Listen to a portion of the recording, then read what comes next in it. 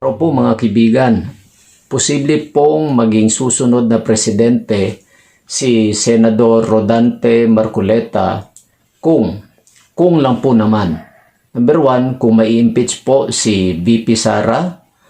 Number 2, kung aarestuin po ng ICC si Senador Bato de la Rosa at si Senador Bongo.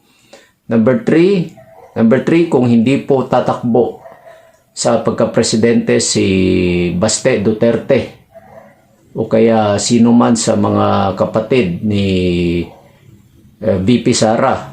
Saka pang-apat, kung i-endorso, no, kung i-endorso ng DDS si Senador Rodante Marcoleta, yan po ang pang-apat. At pang-lima, at kung siya po ay i-endorso din ng Iglesia ni Cristo, no? So malaki po kanyang tsansa na maging presidente kapag nangyari, no? Kapag nangyari po ang